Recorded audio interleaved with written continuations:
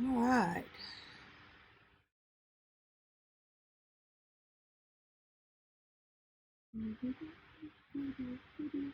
This should be Gouache 2.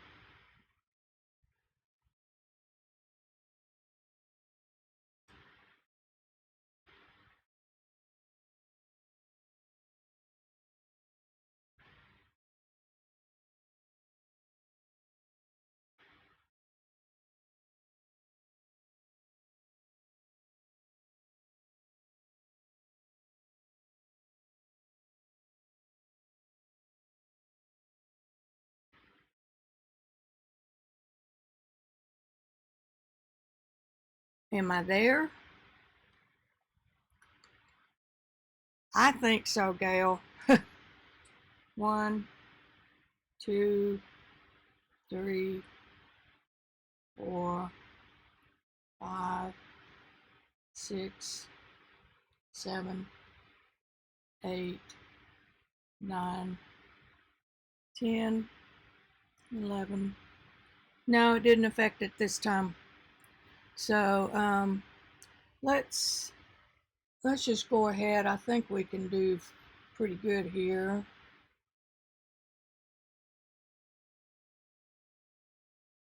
That's not one of Kathy's, but it's a nice one.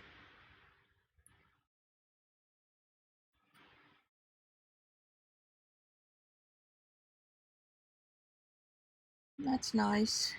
All right, I think we lost everybody. Sue, you are. Hey, Jules. I'm sorry, you guys. Well, I just wasted 13 minutes of your time. I'm looking for a good picture.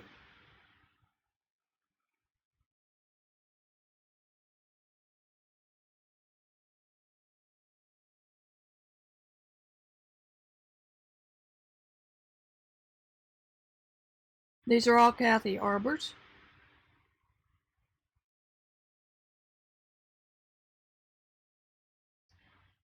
I think that's it.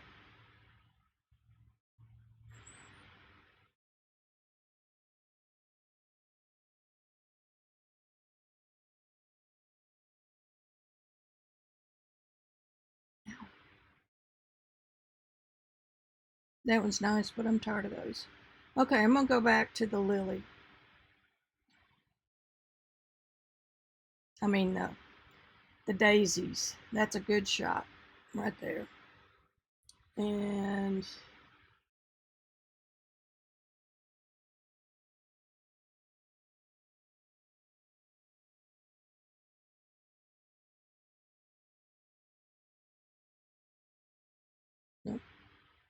I'm trying to see what I can do here. I think that's going to be about it. All right, here's what I did on Sunday, I think it was. I did this flower and gouache. Hey, Mary. I hope we don't lose everybody. Um, because the other day, remember last Thursday, I think it was, I did this one in watercolor. And for one thing, I was on dark paper, toned paper. But, it turned out pretty good. If you crop this,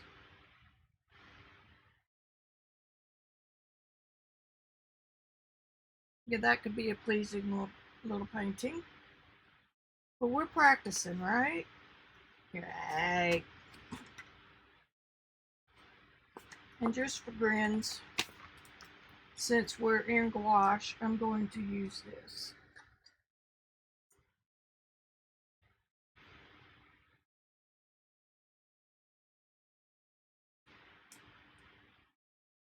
I'm going to hold the pages down. Remember, this is not watercolor paper. This is mixed media paper. And you know what? I'm really getting tired of having to explain paper.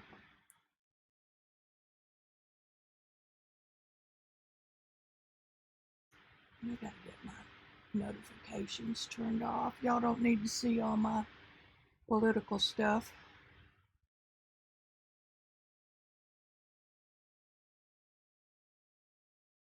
See if that stops it. Okie dokie. See if I can tilt that down anymore. And I can't. I'm going to hold it back like this. Okay, we've got the flower right here. I'm going to move it a little bit. I've got a flower right here. And a flower, damn it, up here. A flatter one. And then we got some other little ones.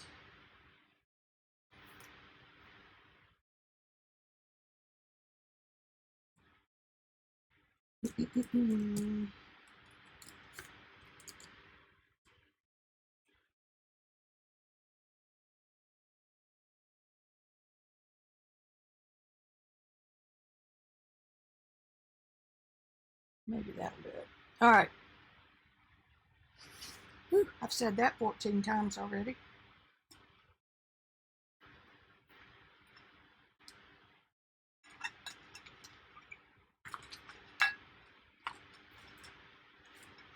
If y'all are talking to me, please put it in all caps. Did announcements go out? Email or notifications, I mean.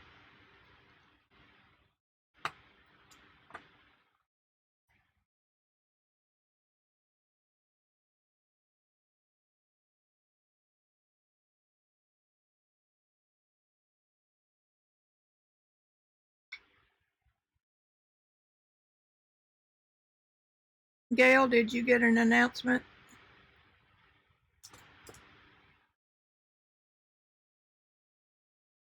Okay, good. All right, guys, this is OBS software. It's called Open Broadcast Software. And it's kind of like the big daddy in the computer geek world because it doesn't have any frills or bells and whistles or, you know, a fancy interface from the setup side. Y'all can't tell the difference. I suspect that Minicam is modeled on this software since it is open source. And by open source, I mean it's free. The code is free. And I got cobalt. I don't think I need that. And I got yellow. Okay. So anyway, Minicam just got back to me.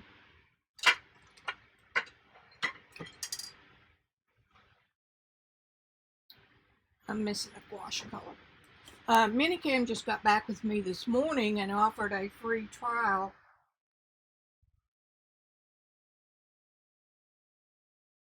I can't remember where I put my gouache.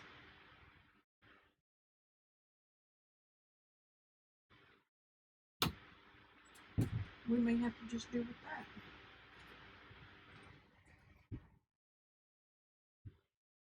Hang on, I'm looking.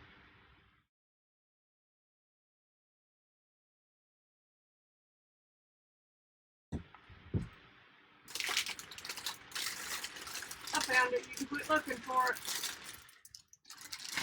It's hidden. What do I want? I need Indian yellow. So anyway, since I kind of spent my career when all this stuff was just being designed 30 years ago, I decided that I could get up and do this.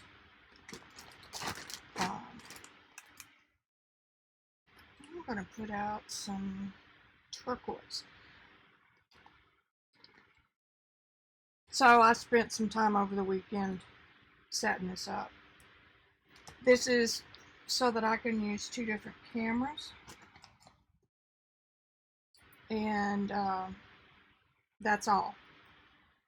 It may in the future do the guest, which is called video conferencing, where everybody is playing together. I'm going to do a little permanent green and white. Oh boy, I got 2 of those. I don't normally use prepared greens, but I'm going to this day. What else might I need?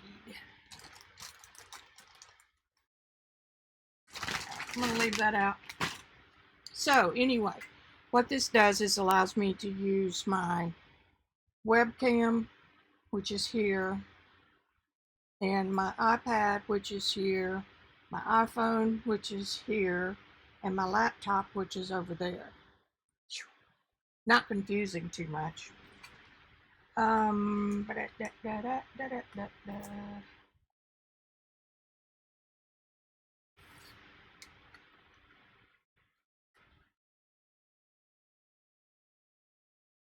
got clean water today.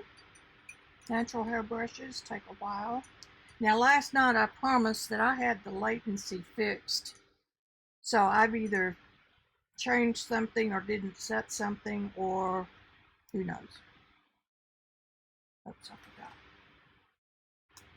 The technique that I'm using with gouache, and I had this conversation this morning with someone over on Joie channel. It doesn't matter what you're doing. You know what? Before I do that, I'm going to do this. I'm going to wet this because remember, this is Distress Oxide.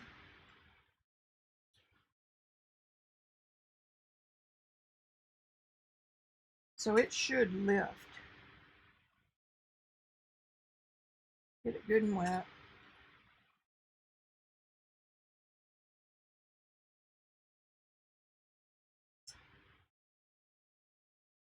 Because these colors will bleed through if I just go in here and paint this circle white, which is what I was starting to do. I'm going to use my 100% cotton, unbleached bird's eye cotton diapers, no preservatives, no bleach. I sound like an ad. Safe for the babies, but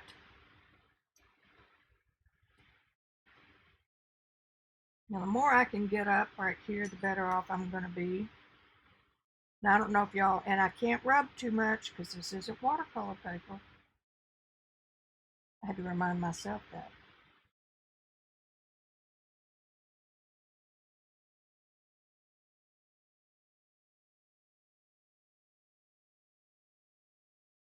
I don't mind a little bit showing through because that gives us a little bit of interest. I'm not scratching on this because of the paper. This paper will peel if I rub it too much.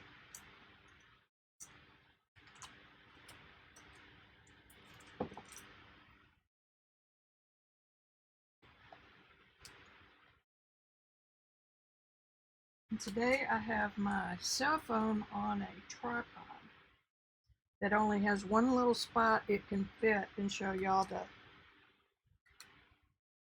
a good picture of the source. So my plan is, I don't know if I'm going to pay for Minicam or not. You can buy a lifetime prescription to it. But if I can get this one to work smoothly every time, I think I will. And Minicam told me that they were thinking or were in development phase of doing something similar to Hangouts, which is video conferencing, but that they didn't have a timetable. So, you know, I can always go back to them. Okay. All right, see what y'all are talking about.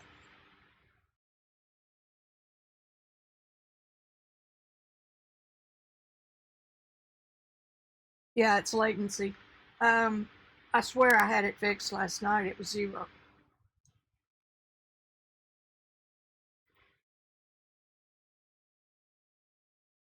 Or yesterday when I was testing this. So it may change. I've got 3 little wee glasses down here full of clean water, and I've got my big jug, and I'm dipping into different ones every time I go to water. That's funny.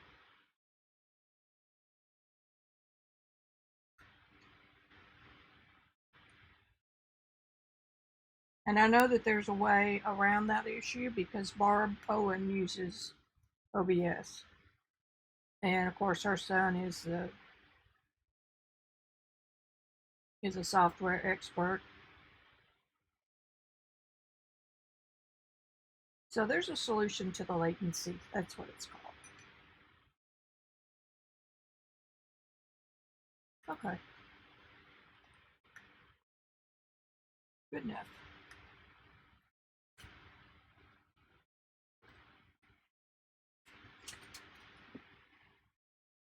Hair dryer.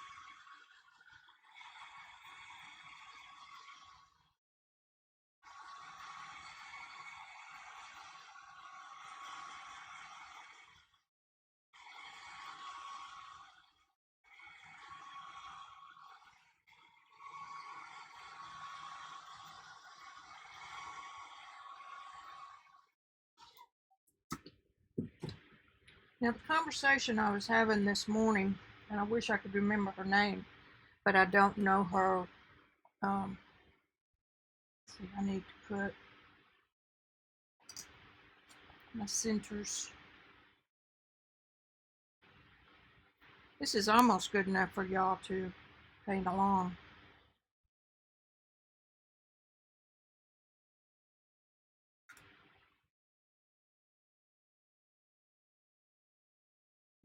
Just a little bit up there. That's where my dark spots are going to be.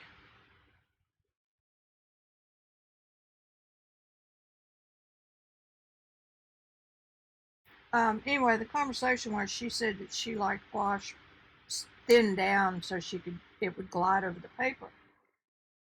But what she admitted she didn't know was that she was a newbie, and she didn't know that gouache is designed to be opaque. And if the more you thin it, the more you make it like watercolor. So in order for the opaqueness to really show its stuff, you want to dip in the water and then smash the brush on like I've got my 100% natural bird's eye diaper here.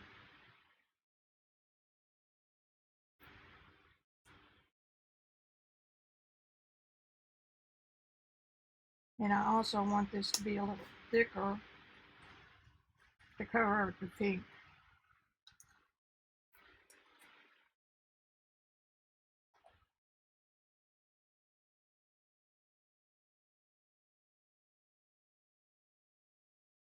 So you want it in this method, and I'm not going to get into a what contest with people. You work with it any way you want to. But if you want transparent, then you might as well be working with watercolor.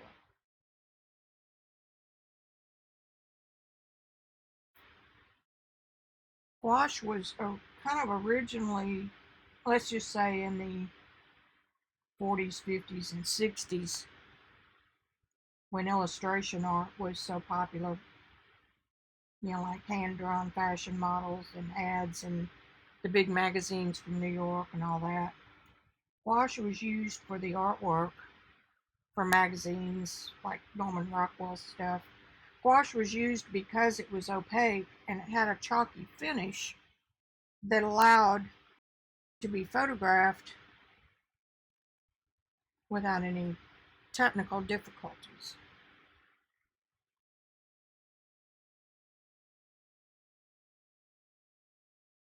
And In those days, there was a brand of, buffer. There. In those days, Winsor Newton was one of the few brands. They had a designer's brand that was not like artist brand per se, because the purpose of it again was to be put on a board, photographed, and then put on a shelf somewhere. So it worked perfect for that kind of a use.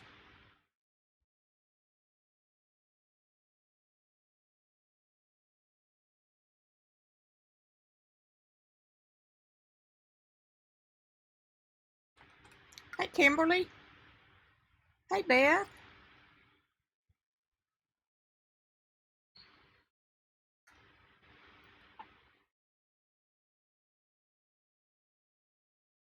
Hmm. See if that out of focus gets better. I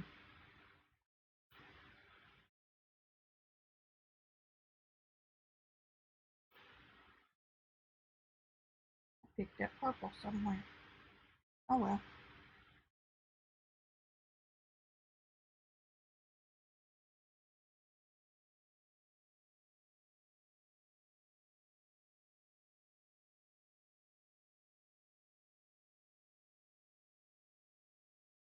I'm looking at it as well on my. I've got YouTube as y'all are seeing it. Right now it looks pretty good. It's going in and out, isn't it?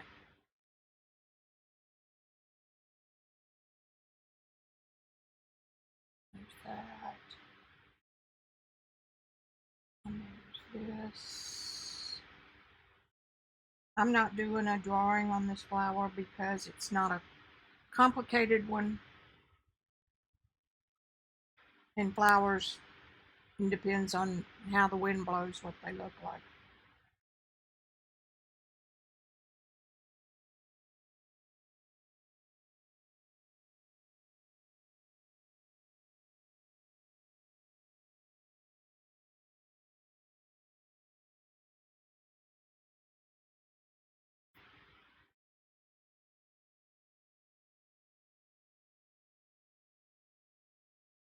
So if I paint for you guys like this, or oil or pastel, I think this will work for me. Or, Manicam. It's still fun to watch somebody paint and you can't see what they're painting from.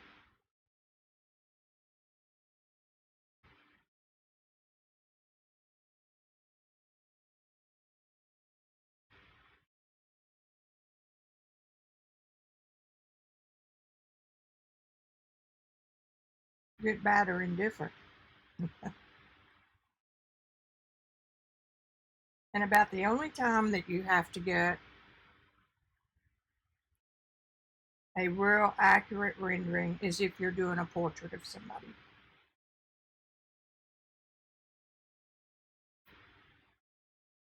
And then the person that's paying for the commission kind of wants it to look like their kid. You know what I mean?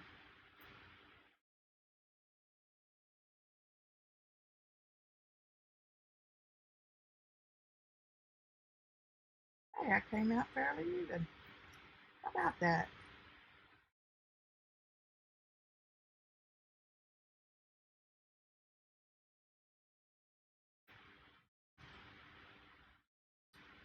Okay, chit chat.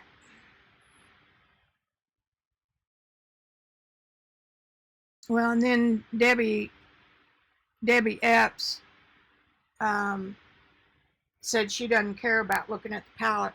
All she cares about is the source and watching me paint it. I'm not so sure I agree with that, but it sure makes it easier for me. Doing a source photo, I wouldn't mind, except these aren't mine.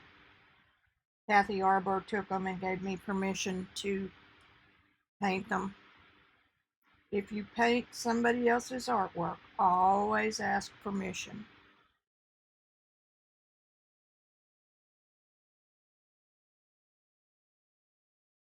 I mean, you don't know but what they are trying to sell it to a magazine or something. just in case you get it close.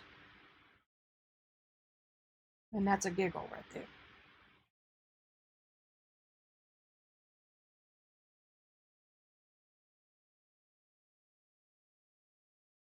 Try not to do the licking routine, and you'll see me do it sometimes. It just feels like I'm painting when I do that. I am an artist because I can just lick that paper. Try to get in the practice of laying the belly of the brush down and dragging it.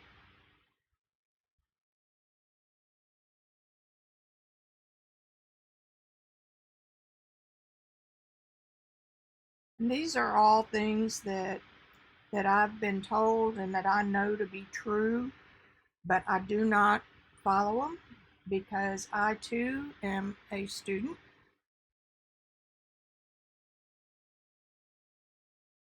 That's one reason I find art so entrancing, is that it never changes. You never conquer it.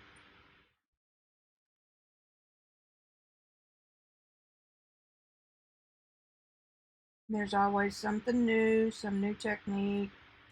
So I teach the basics, like how to make a form curve, how to use warm and cool paint to make one look three-dimensional.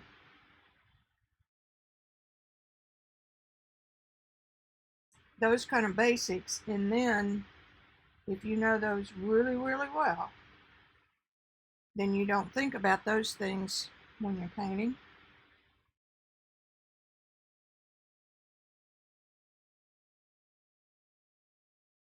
And then somehow or another your work just all of a sudden starts to look better. And I'm not saying that crafters need to learn how to paint, but some of you do. And if you do, self-taught is not the way to get started.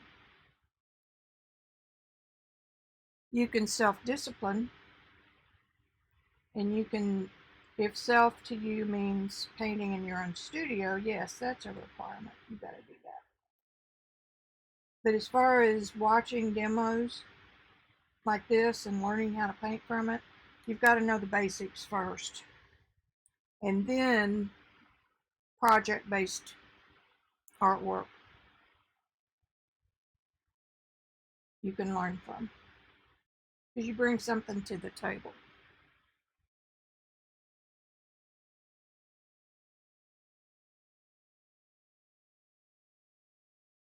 And what I do is teach you the basics of 4 different media.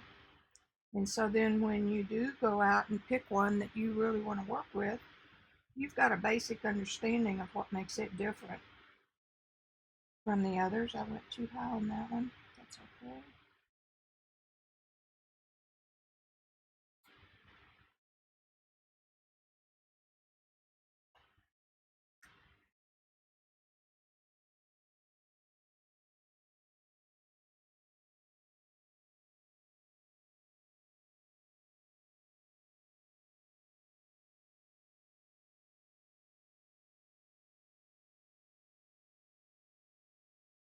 And I also teach you the most economical way to get into any medium.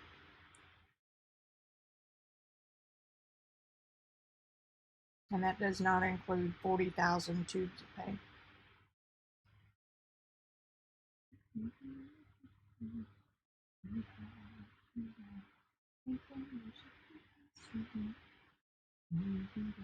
It's probably a politically incorrect song.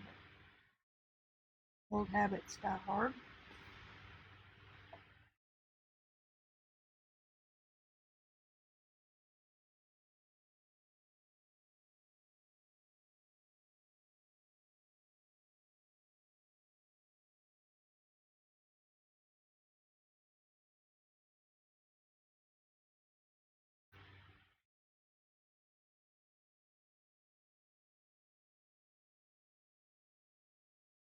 We started watching a new series last night on Netflix called Wentworth. And it's about a It's a prison story, women's prison in England. Kind of sort of similar to Orange is the New Black.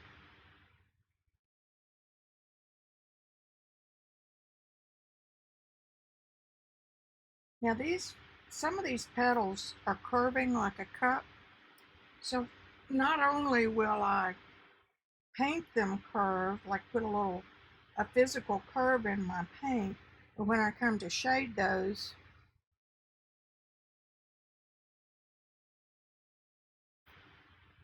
I lost myself. I thought I was on the wrong flower.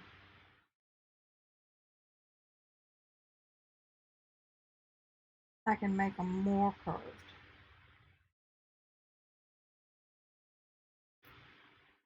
I don't know about y'all, but I can't keep up with all the videos anymore. Now you're supposed to be not coming up.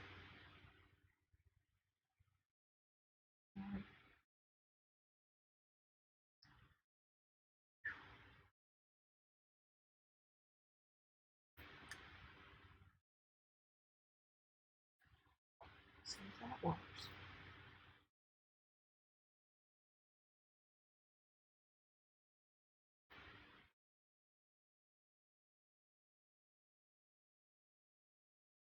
Oh well, we all have different viewpoints, and that's what makes the world go round.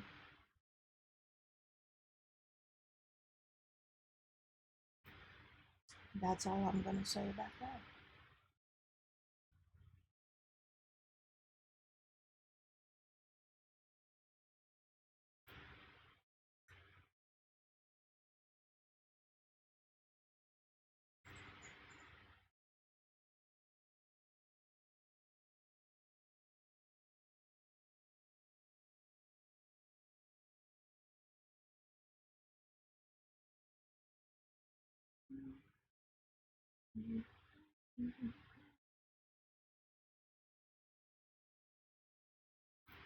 All right, we are cooking with gas, boys and girls.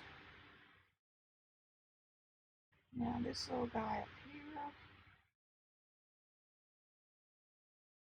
I got a little too chunky right there. You can't you can't use gouache like oil either because it will crack off the paper. And use gouache like itself.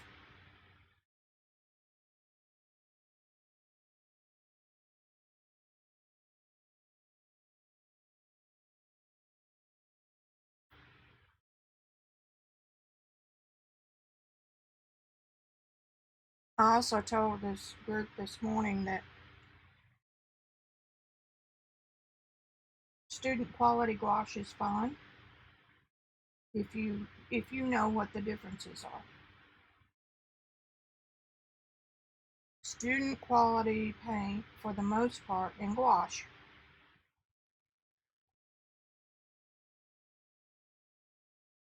is has fillers in it.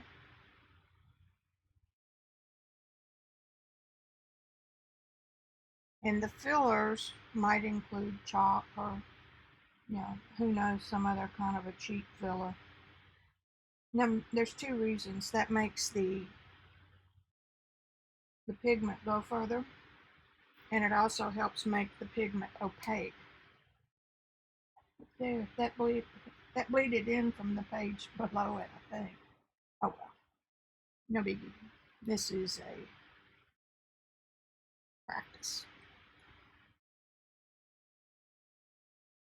Um, and they work fine. I mean, you're fine with it.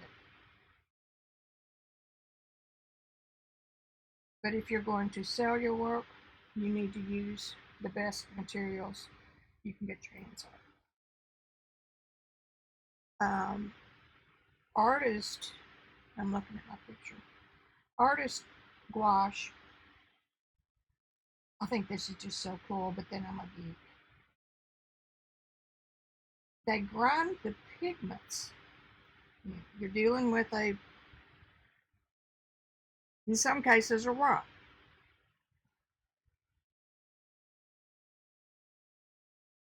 And they have the colorists, the professional chemists and all that, called colorists.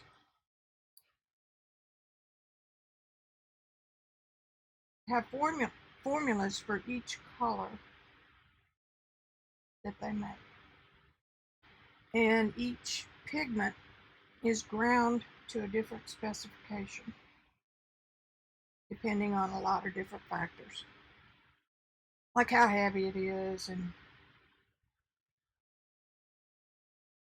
stuff like that. So, the smaller the pigment particle, the micron particle, the more transparent the paint. So typically watercolor paints are very, very small pigments. I mean, very, very small granules, like sand.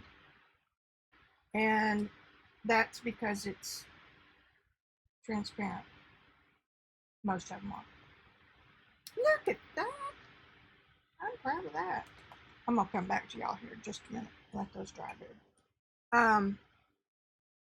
And so for gouache, your higher end manufacturers grind the pigment of the color larger for gouache, because the larger pigment the light hits it and it bounces back, which means it doesn't go all the way through to the paper.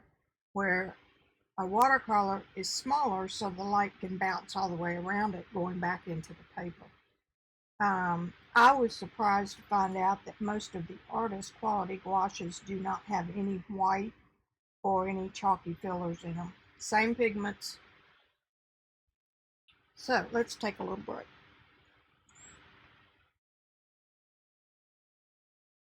The Bletchley circle.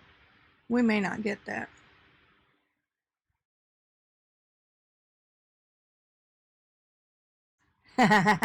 You could always dye his hair, Gail. Hey, Linda.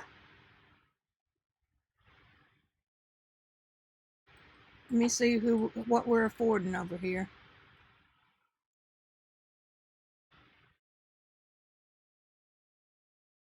Yeah, Linda knows. She's been over here at my studio a lot.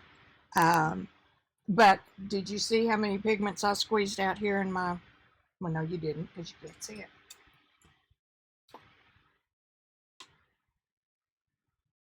This is my preferred way of working. I have white, which you got to have white with gouache, just like you have white with oil. I've got ultramarine blue or cobalt blue. I've got aqua green, greenish blue. I've got a little bit of green to help mix my greens. I've got two yellows, a lemon yellow and a more cadmium yellow. This one's Indian. And I have two reds. I have a rose and I have an alizarin crimson. So basically, this is the way I paint everything. Oil, watercolor, pastels, everything is with two colors of each primary. A warm and a cool of each one. And with that, I can mix anything that I want to make.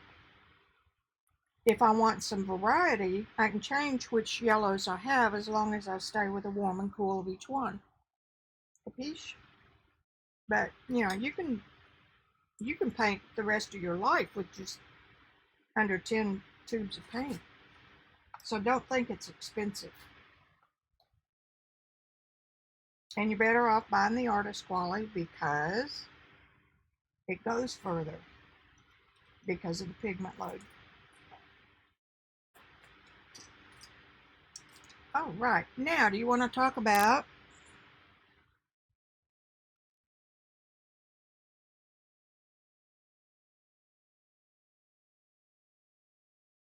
Yeah, and I was listening to somebody else today. She was in the pastel world, and she said, "Well, I don't give my photo sources because I really don't. I just change them a little bit, and you know, nobody's going to recognize it." Well, yeah, nobody's going to recognize it, sure. And then she said, "But if I take one that's vertical and make it horizontal, I made it my own." No, you didn't. You're copying a photo. You didn't take it. You didn't compose it. The photographer did all the work for you. And anyway, that's just my little lecture on that. Do I use photos off the internet? Yeah, I use a lot of Creative Commons ones. Okay, let's talk about... Yeah, Linda, it's so much fun. In fact, in watercolor, it's really easy just to pick three. Um, and my software just quit. A red, yellow, and blue. You can really have a lot of fun with that. The other thing is that it takes a lot of the guesswork out of it because you don't have so many ways to mess up. Linda is a really, really good watercolor artist. I'm going to put that bud right down here.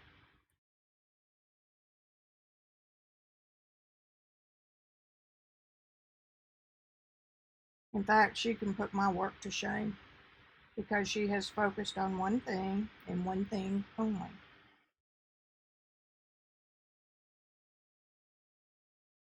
Okay, there's that little bud.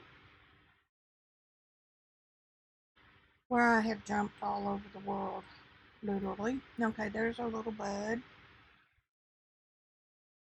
I'm not counting these little buds as part of my 5.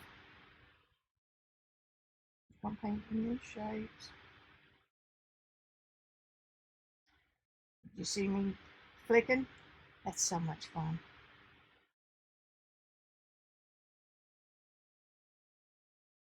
And we've got some little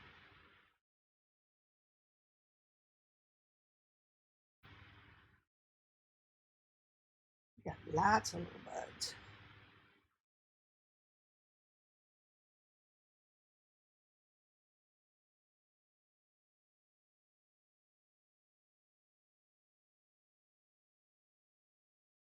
Miss Linda Wessel is the one who sent me sidewalk chalk as a joke, and then she disappeared, so I didn't do anything with it until she came back. And I was lucky enough to introduce her to pastels, so she thought that would just be a hysterical situation to see me doing that. I'm gonna quit right there. Now let's talk about, let me check chat again.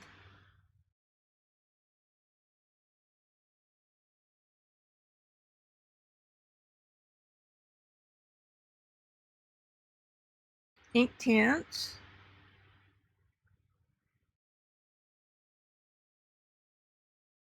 Yeah, I'm the art snot. I used to be, but now I've got a studio full of craft paint. Okay, that's my good brush. What am I going to do now? Oh, I was going to tell you why I picked this reddish one. This reddish background. Remember, these are distress oxide and they are water soluble. They're not so much once they've dried completely. You can lift a little bit, but you're not going to get it back to what it was.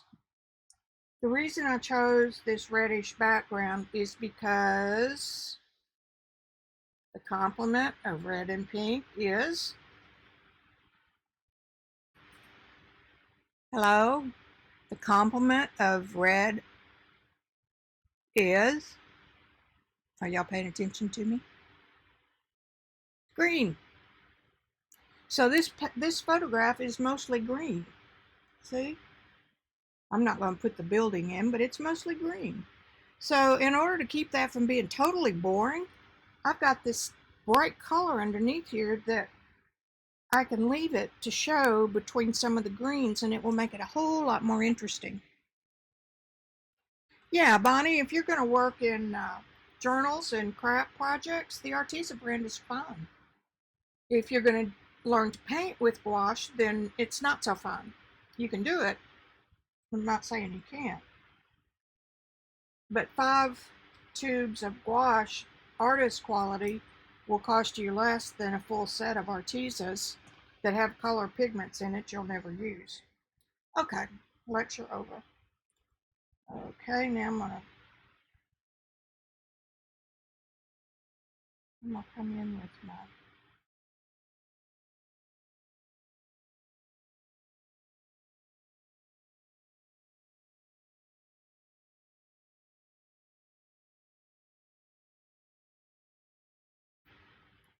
this is the Indian yellow.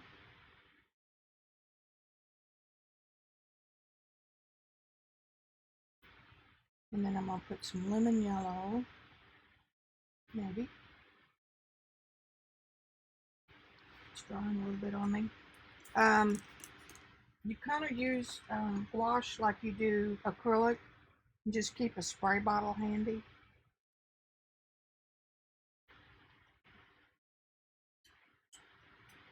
And spray it every once in a while.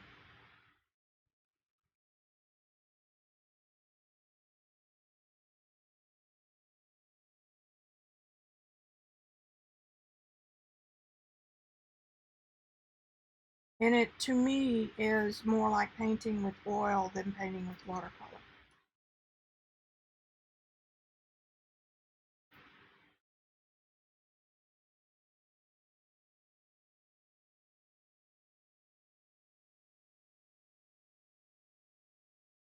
And that's because you can keep going over it and layering and picking up, kind of like you do with oil.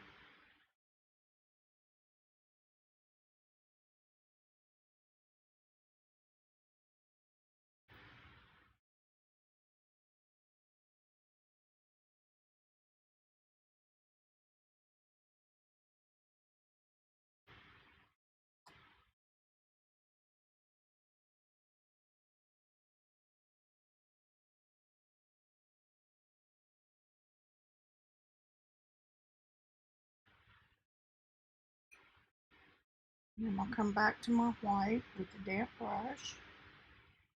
And I want a petal coming up here. And yes, you can use gouache completely dry. I love that little case made by Himi, Himi. You can buy a full set of gouache and they come in jelly, jelly like Smucker's at the restaurant, and a little plastic cup of ketchup. That's what this thing is designed after. And it is the cutest box, and it comes filled with wet gouache, and then it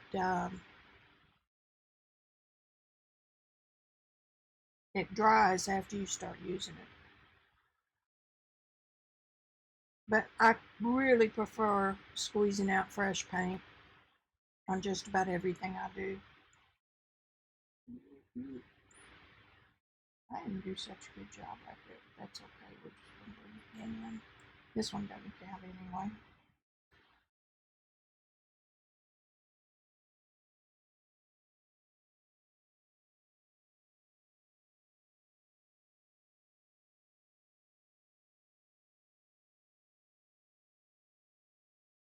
Okay, so I got that one. Need a little more coming over here. About like that.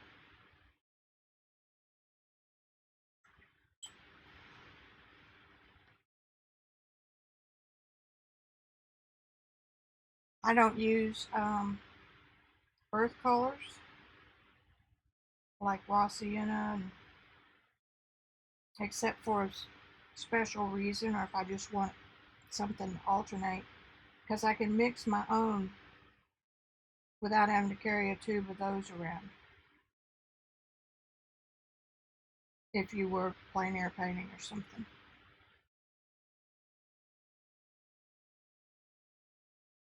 And that was the way I was trained. So there's nothing wrong with it. It's just that I'm comfortable without it. But I did do on my class that I keep telling y'all about. I did do the kit that I called for because of the price.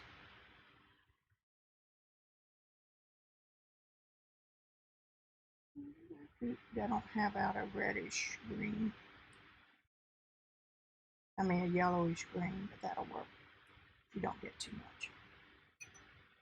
Anyway, that kit had raw umber and burnt umber. No, raw umber and raw sienna, and it made for some really cool color samples. Oh, that's good.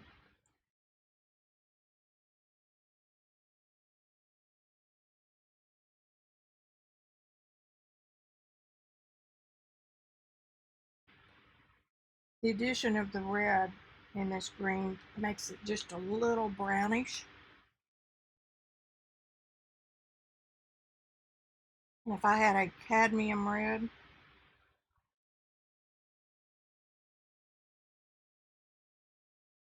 it would look even more brownish or siennas. A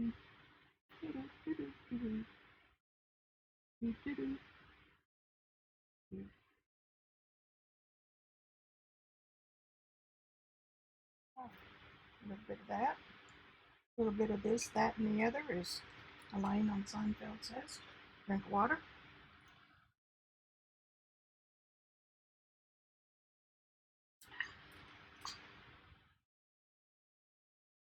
Where do I want to go now? I think I'm going to put some stems in. And I'm going to take that permanent green and I'm going to alter it. I don't use green straight from the tube. In fact, I rarely use any pigment straight from the tube.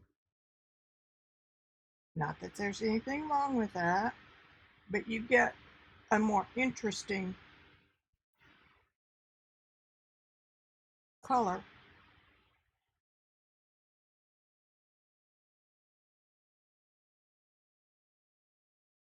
if you mix just a little something in there with it.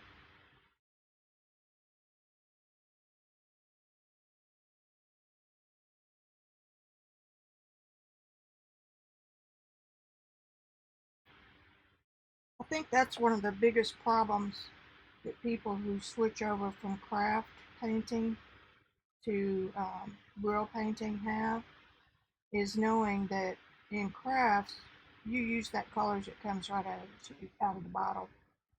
And the reason for that is that's the way the manufacturers make it. And because they are craft paints, they're not made, they're made to be used that way because you don't know what kind of a pigment they put in that paint. So for example, if I was telling you I was going to mix a raw sienna with my cad red and my cobalt blue, I wouldn't get that with a craft paint. Even if I mixed the same exact color, I wouldn't get it with a craft paint because you don't know what they put in that bottle of Egyptian blue or, whatever. And I tell you all this stuff because it doesn't matter if you know. That makes sense? If you know why something doesn't work, then you can choose to do it anyway because you want whatever it gives you.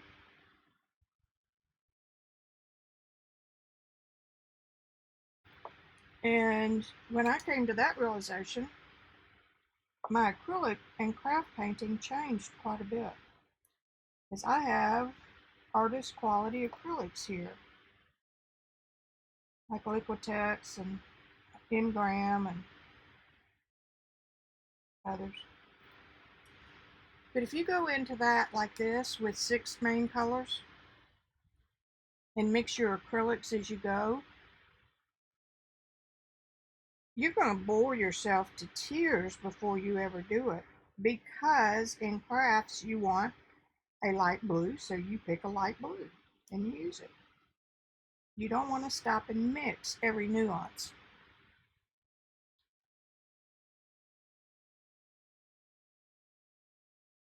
I mean, when you're working on your jelly plate, you don't want to mix those colors.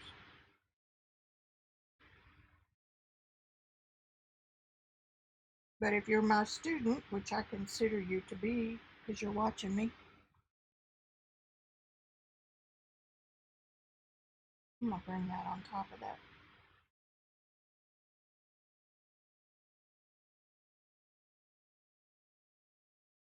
Then I want you to know the why of things.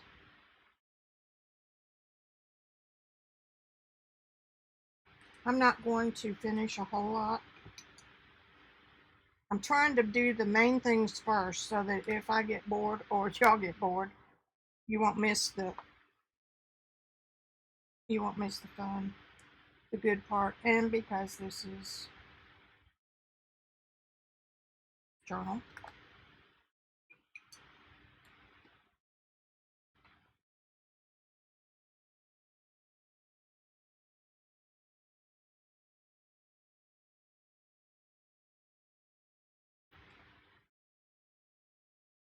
Squeeze it, and then I need some of that dark.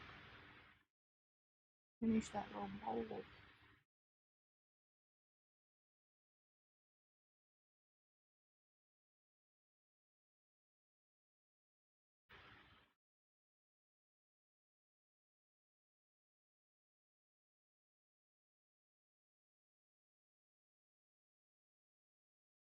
When I first started using natural hair brushes, I did not like them because they do that. But in practice, I love them because they do that.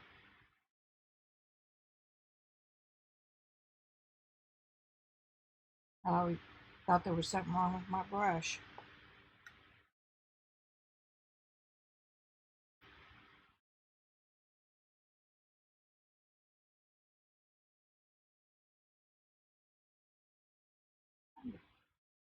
Make that more of a bowl shape, and I keep getting it more of a triangle shape.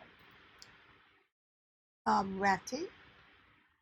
Where we're going now? Up here.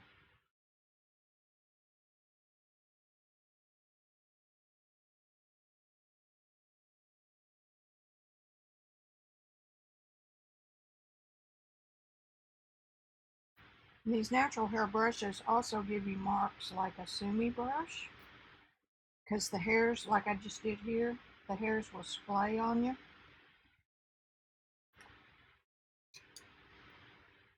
Soften that.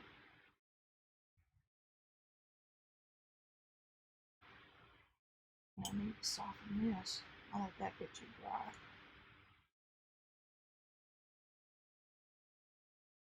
As with watercolor and oil and soft pastels, leave your edges as soft as you can for as long as you can. The reason for that is that you don't necessarily know where your focal point's going to be. And it may be that you finish it and decide you want to put it somewhere else. And the way you draw attention to that is by hard edges. And so you can come back in there and soften some edges.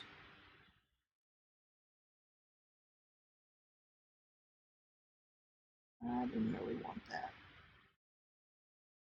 That's all right. Red and green work so well together to dull each other. So now down here, I'm just going to come in, brush.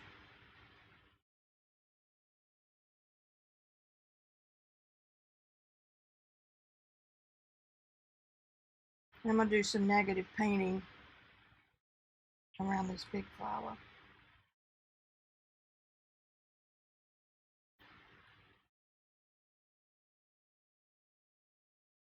Now I did that just a little bit wetter because I want it to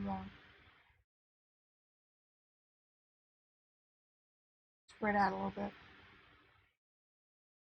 Dry brushing is a texture that really helps give you some interest on something like this.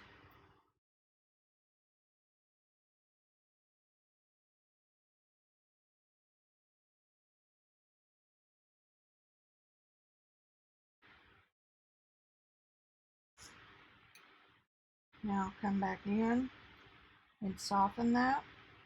Let them blend together a little bit.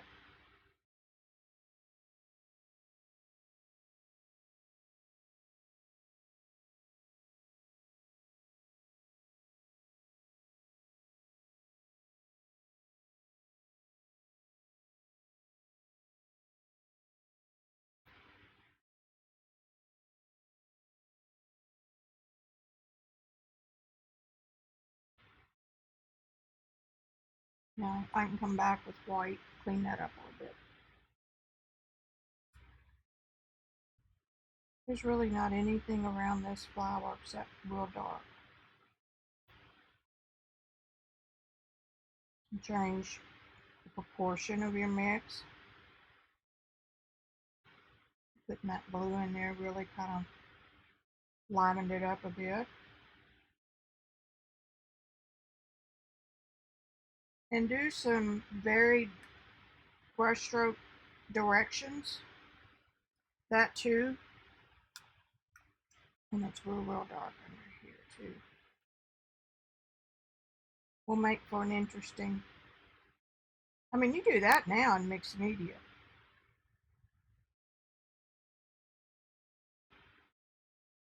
And you'll make crackle paste and all that. All that is just adding interest to what you're already working on for textures.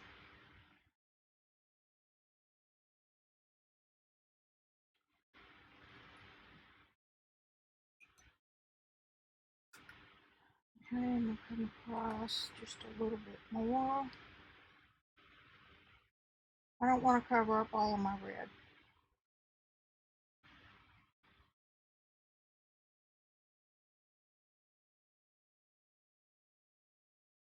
If you see something as you go that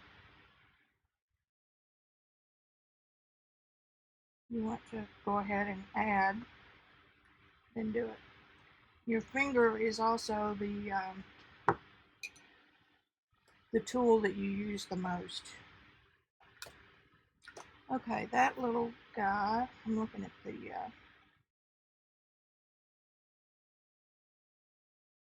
little bud thingy.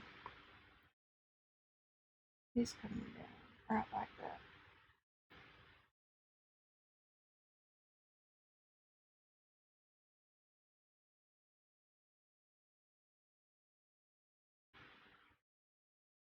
Just gonna let that disappear. And we see a little bit of dark.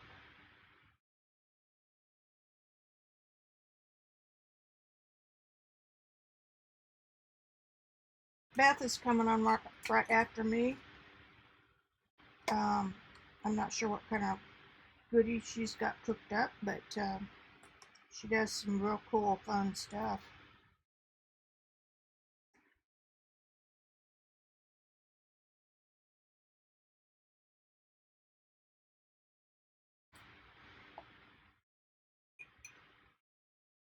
Okay, now we move in from this darker color into more of a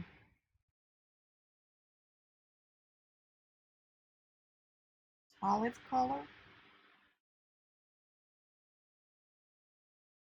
Changing the yellow, look what a difference that makes. Makes it more olive. And we don't need that booger in there, or that one.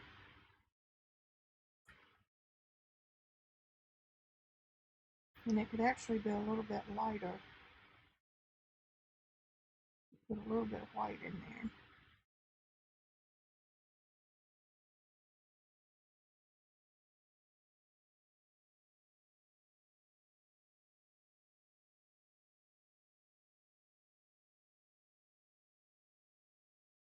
Now that's a case where the cool lemon gave us a different kind of green.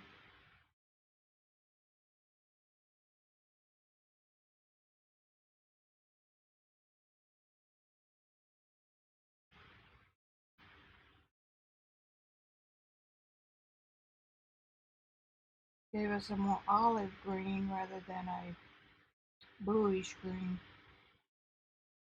And that is because cad lemon is cool. It leans toward green.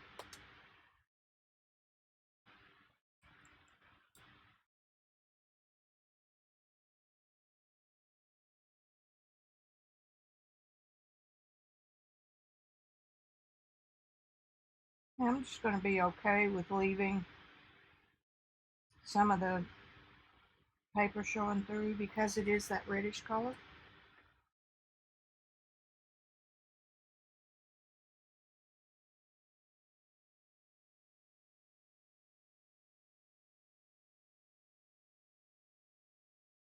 Actually, that's darker.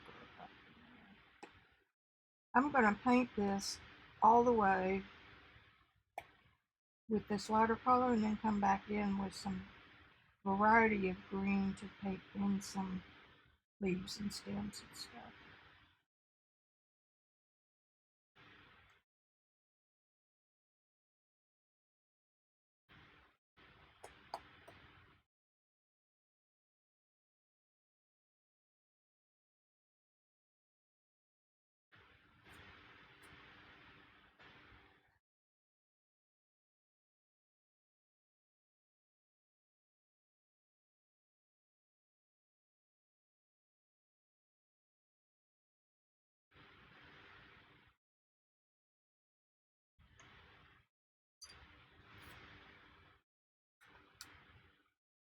I need some more of this.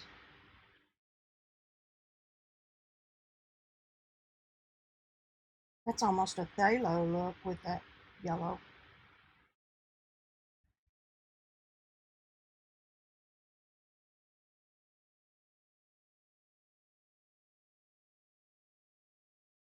I'm just going to get up underneath those flowers.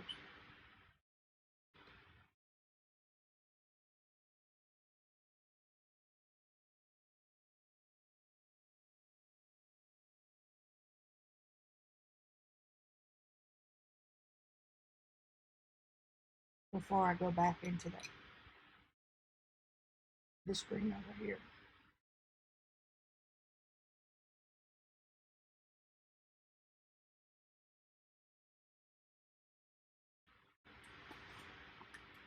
Is everybody still hanging?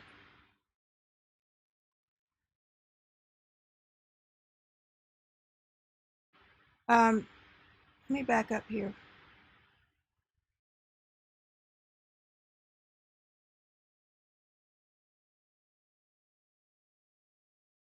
Oh, Bonnie, I could teach you how to paint in 6 weeks, enough to enjoy it. The problem is with most people is they've got themselves convinced they can't draw a straight line, and we don't use straight lines, so there you go.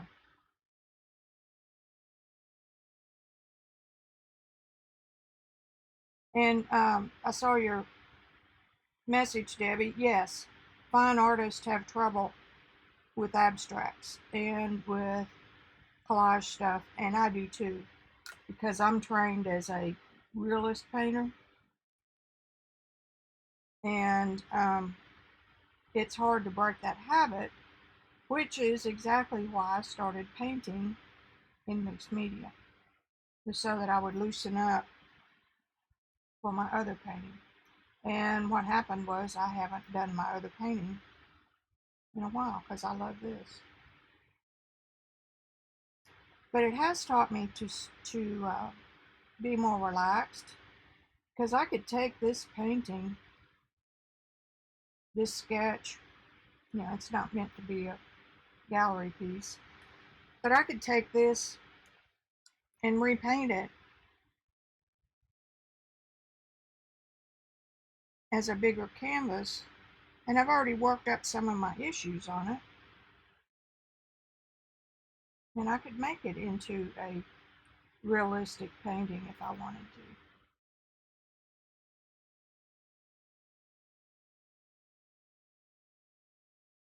There are no good galleries around here where I live, and you do not want to get, artists do not want to get in the thing of shipping stuff to a foreign gallery. I mean, you know what I mean.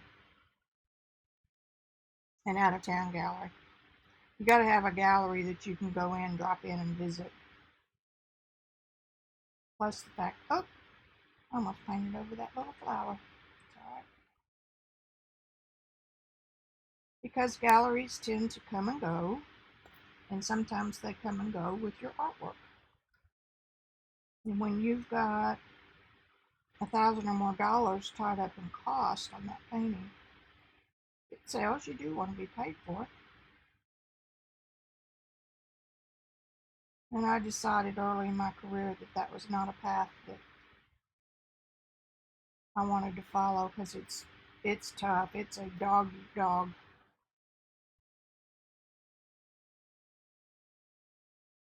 world out there.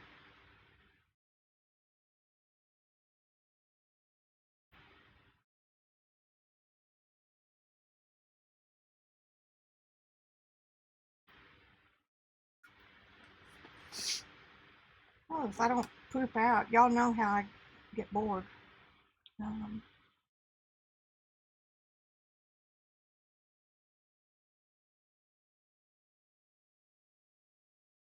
Not bored with you. Bored with what I'm doing.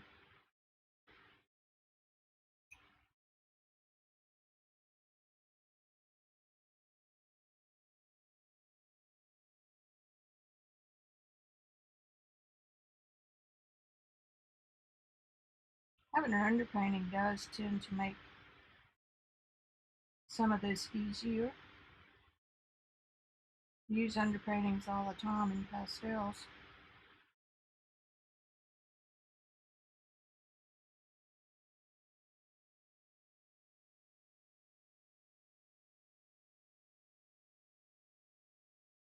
And I also always try to not mix my paints until they're dead.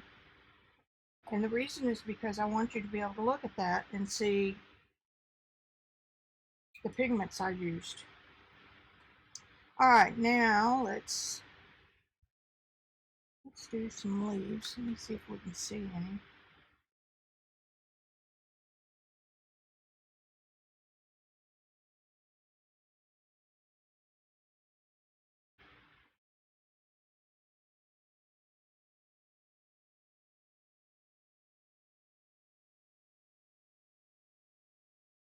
Nah, I want more of this one. It's awfully electric.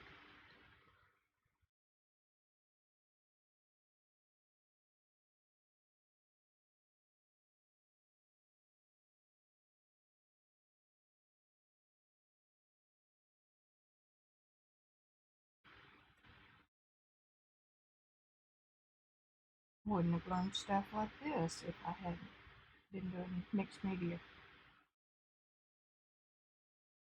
Like how to make your brush do the work for you. And that's where a natural hairbrush shines.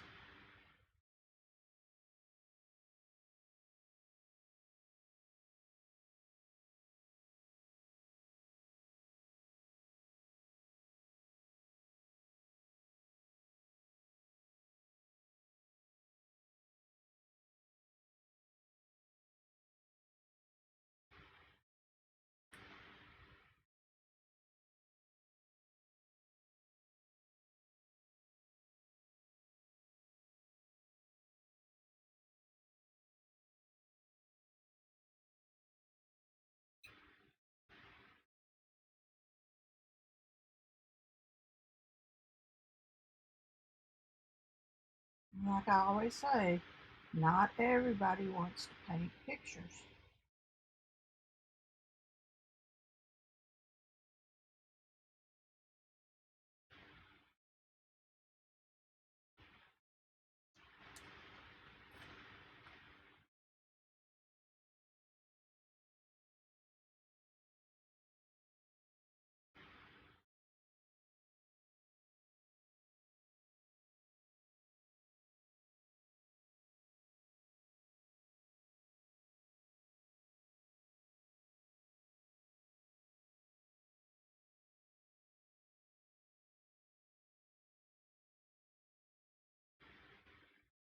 I'm just trying to scumble in a little bit of color up here.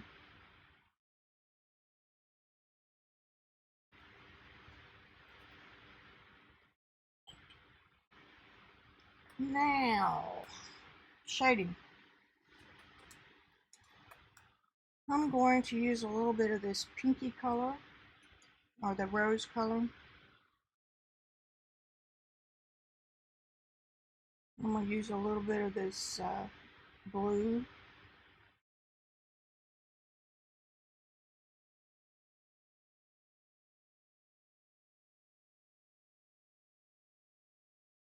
I want y'all to see that.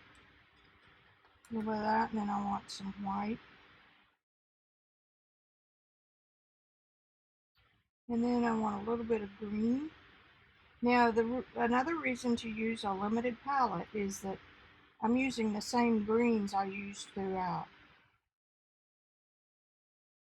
which gives it continuity. Making my own purpley gray using what I already have used.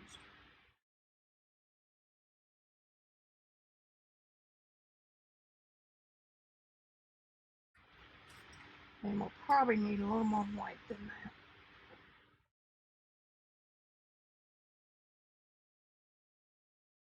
Let's see.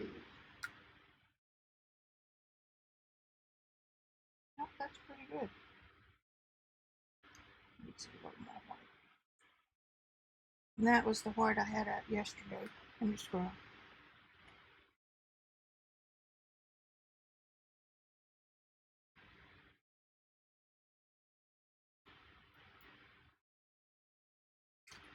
Put out some fresh right there and save time.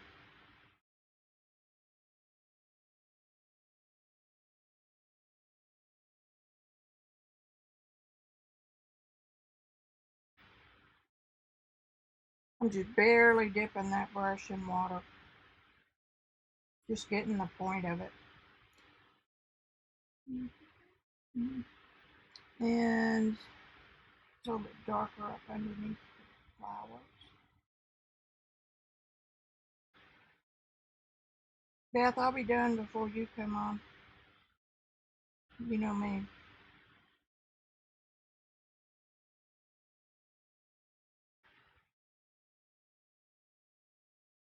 Damp brush.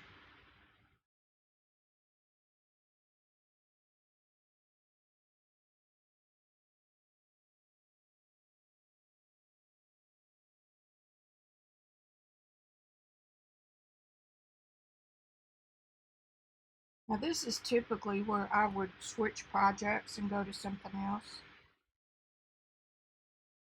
because I tend to get in a hurry when this should be one of the most enjoyable parts of it.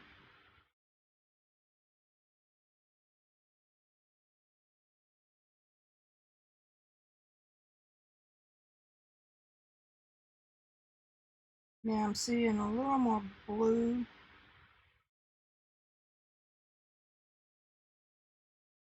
Oh, I just squeezed you out.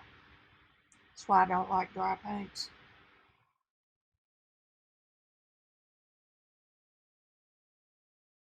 I don't want to spend a bunch of time trying to get it out.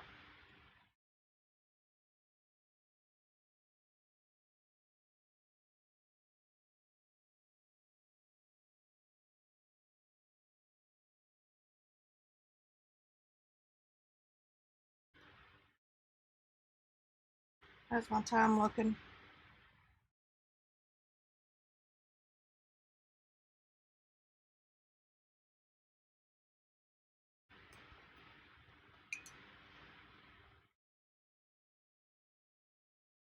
That time I dampened the brush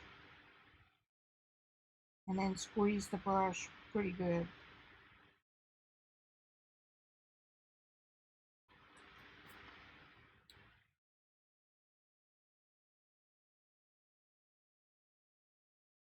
You see that purple that I used accidentally a while ago worked out really good right there.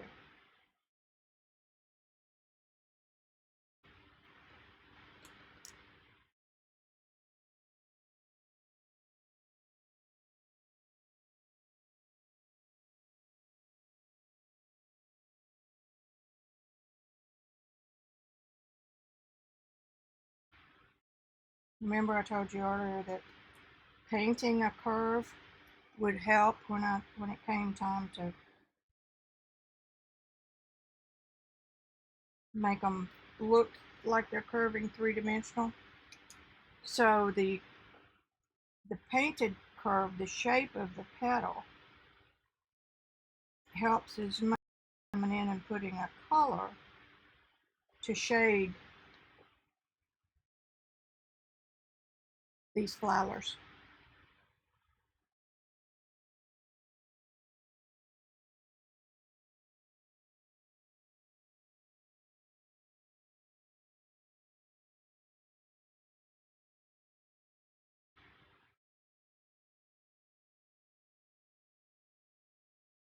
This one's just a little nubbin, but it could use a little more white. Just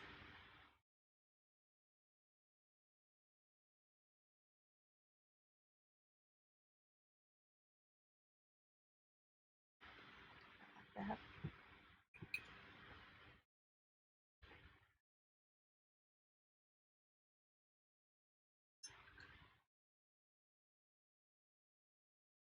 How's my time?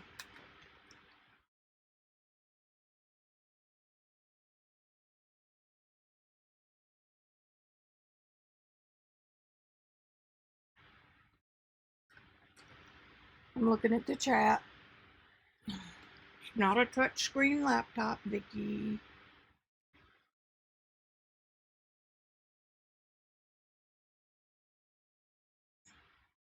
Yes, you have, CB.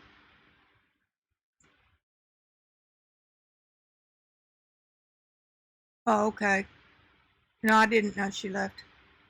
Yeah, it's because Debbie Epps said that she didn't care. I'm passing the buck, Debbie. How do you like that? She wanted to see the painting up close and the source photo big. Now, if I get fancy and figure out a way to do the third camera, maybe I can.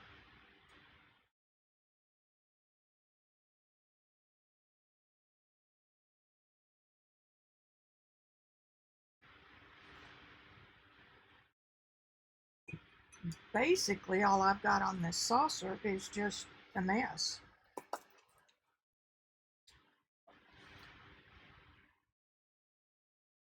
I can't get it. With it that big, I can't get that in there. Okay, so let's finish this baby.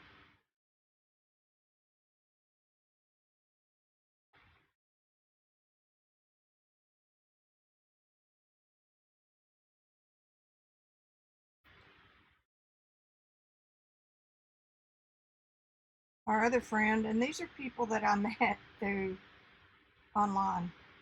Linda Wessel and Linda Ann McIntosh is a middle school teacher over in Oklahoma, and Linda lives in Joplin area, which is about an hour the other way, and I was in the middle, so they'd meet at my house. And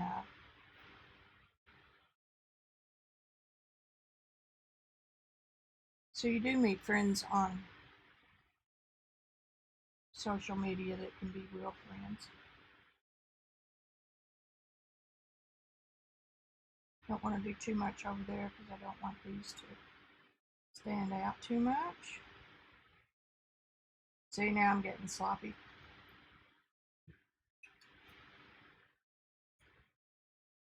5:35, right on target. For those of you who don't know me, I rarely paint for more than an hour and a half.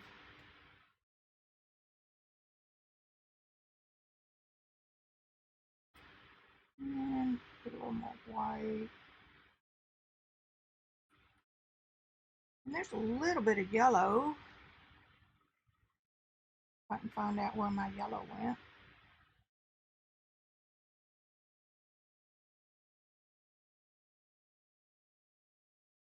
I'm not treating this brush very nice.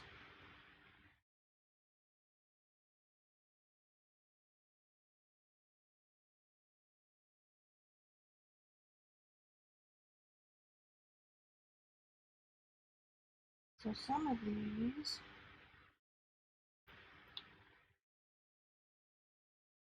I love working on a saucer for my watercolor and my gouache. And the reason is because colors mix themselves in ways that we don't think about.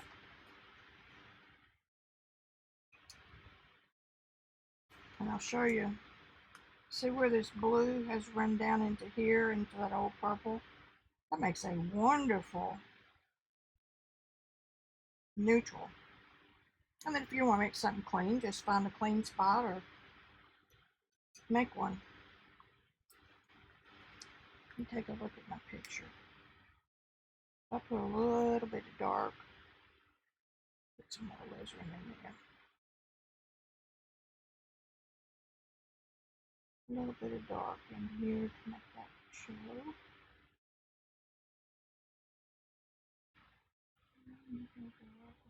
Here.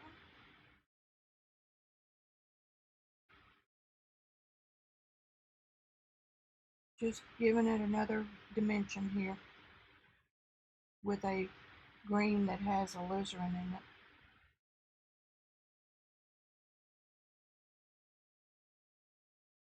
I think I'm about ready to call it quits. There's no point in belaboring. If I were doing this in oil, I could stretch this painting out for 3 or 4 sessions.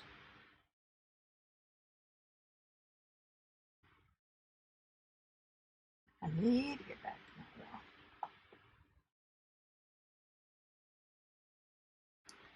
oil. Alright, now when I come in tomorrow and look at this after everything is settled, I'll see some things that I want to fix.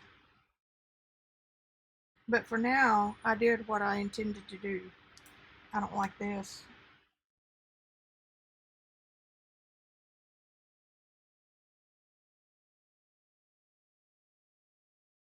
Oh, that needs to be soft.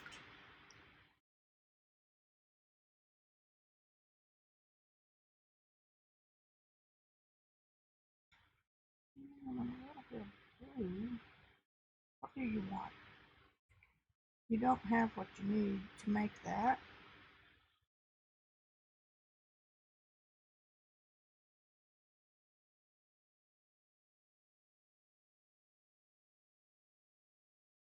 I'm messing now.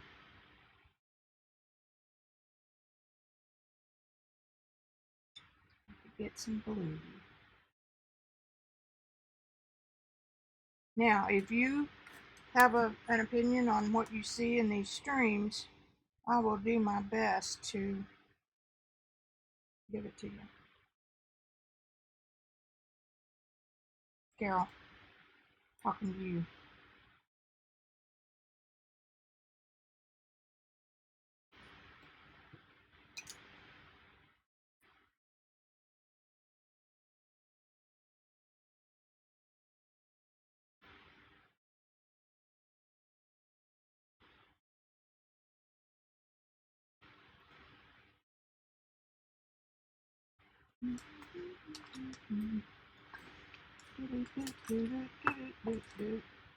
And the yellow's in the sack.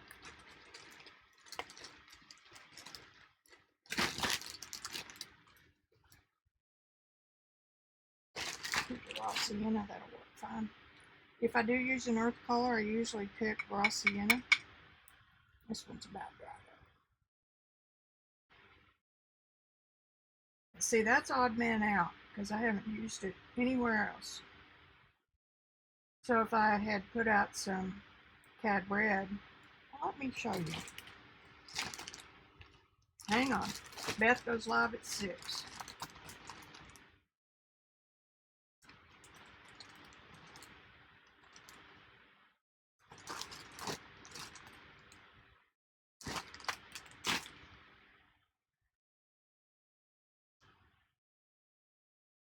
A little bit of cad red.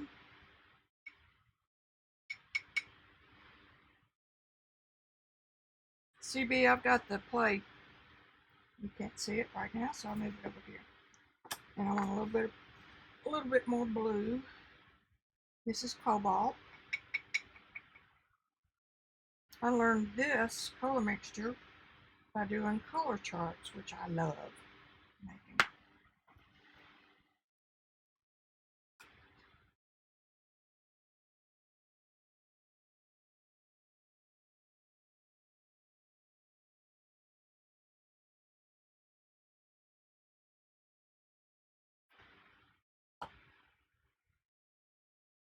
Now, see this color?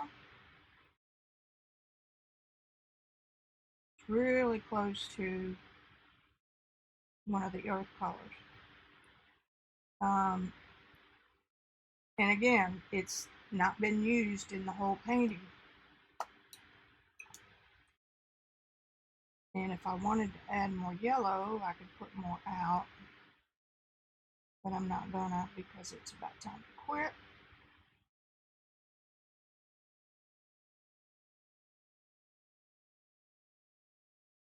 That Indian yellow is not far off from the raw sienna.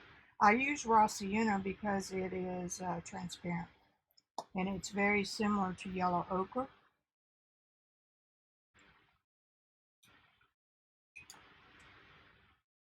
I really need, if I'm going to finish this, I need some variety.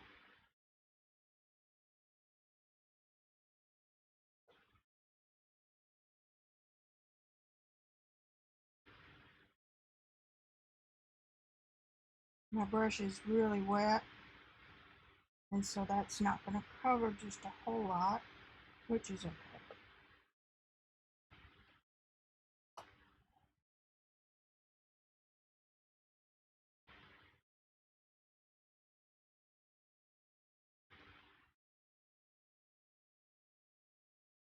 Yeah, I am using my pecking motion because I want those to have some form.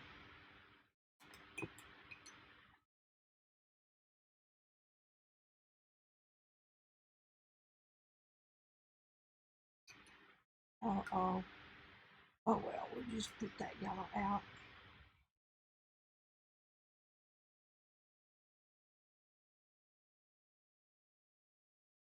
Because this is gouache instead of acrylic, I can come back here at any time and continue working on these.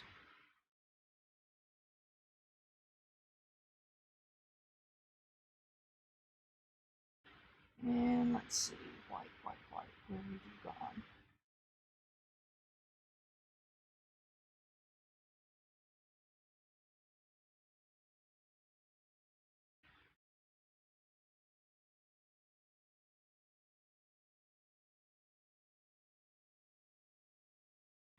A little bit of white just to kind of make them dome a little more. And I could use a little bit of that.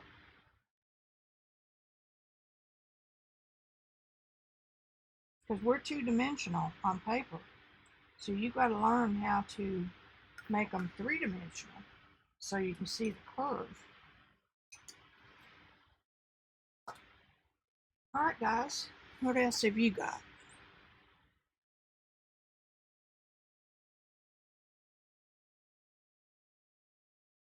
Beth.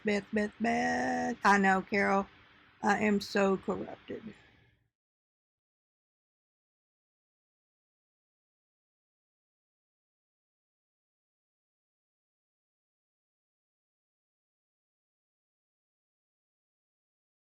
You said Da Vinci, and I thought, wait a minute, I'm missing art talk.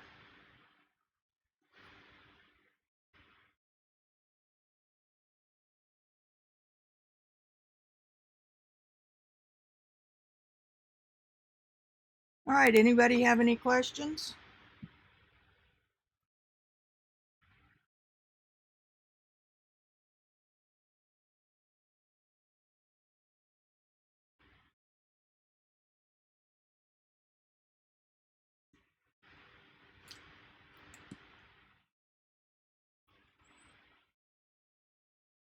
Thank you. Oh, I know, you can tease me. I take jokes really well. I also dish them out really good. I'm looking on the screen and have done a pretty good job of making that three-dimensional because of the purpley grayish color here and then the bright white in here. And if I did this painting 3 more times, it would be different each time. But that is, I like this for being in a journal. It's a way to paint every day without getting serious. Now, this girl does need to do some real painting, and I'm hoping that with this new camera set up, because when I paint in oil or in pastels, you do kind of want to see the process for mixing. I could keep diddling on this for a long time, but I'm not going to. So I am going to put my little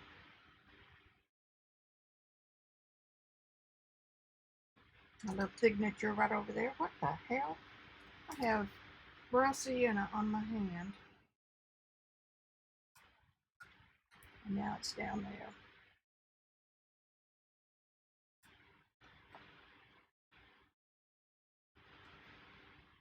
Okay. Nobody will ever know. All right, guys. Appreciate you being here. I'm happy with what I did today. That's good. So,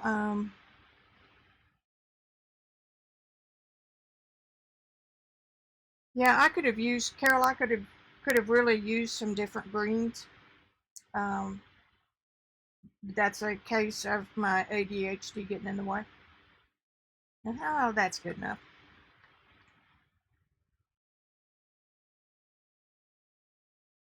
I tell you what, Linda, it has made a vast difference. I mean, I've got stuff in here that's just awful, but really I was focused here more on, I don't remember what I was doing, but I was trying something, but this is out of drawing bad. And this one's not out of drawing. This one's colored pencil. And that one's dead. These turned out all right. Ostrich turned out all right. He's cute. I like doing this. I like having one journal that just has these pages in it. You just pick one and put something on it. And that one's cool. This looks hard. That's the only way you get better. And this was a pastel I never finished. I should do that.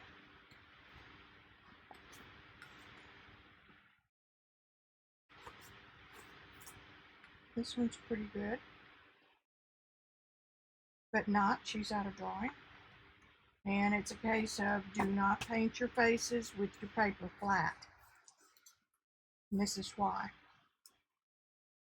See her eyes here? Her nose is out. So if I do this with the mouth, and that, see how far out that is? So I have a choice to make. I can either redo the eye, or I can fix the nose and the mouth to match. And those would be the easier things to fix than the eye. The other thing that would be wrong would be probably this side of her face needs to be a little thinner. But that's what it's good for. We're not trying to win awards here. Here's a watercolor. Turned out all right. And another one turned out pretty good. So that's it. And that's all I've got to say about that.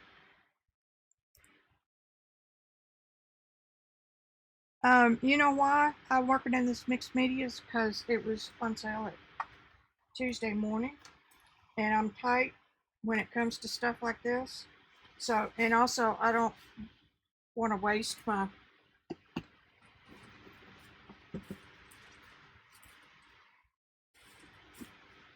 good journal with Arches watercolor paper in it.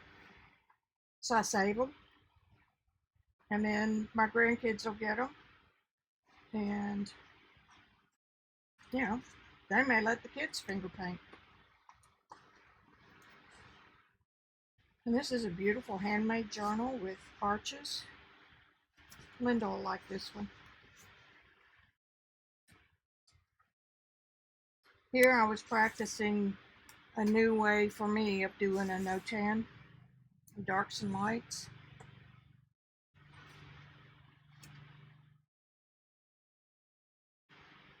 So if I paint in this book, I try to be serious and take my time. But this method of the no-tan is what helped me keep the white in her hand. And it helped me plan where the dark flowed. There's another one that's interesting, but I did that one twice.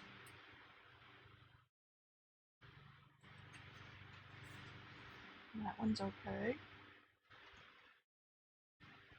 Here's some daffodils. That's it. Oh wait, there's another daffodil. I did this one, I think, live. And then I thought, I can do better than that. So I did this one unlive. And I think the first one really kind of turned out better. So yeah, that's why I'm on mixed media paper.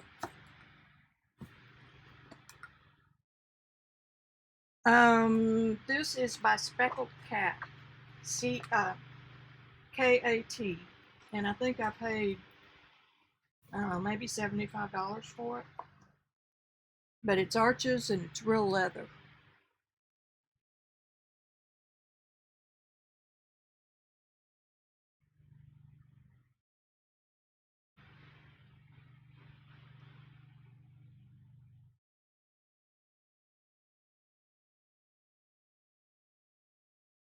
Okie dokie. Yeah, I know, that cover was so cool. But that's something else that I've learned in mixed media over here in this other world, is how to make my own little journals. Now, I won this one, but to learn how to bind and do your own, you can take your favorite watercolor paper and do the same thing. See? So there's lots of advantages to um, being over here in the other world. All right, I'm going to go. I could sit here and chit chat forever, but Beth will be on, and it's fun. Yeah, I'm going now. I am gone. Figure out how to turn this off. Do, do, do, do. In stream. I left it going the other day.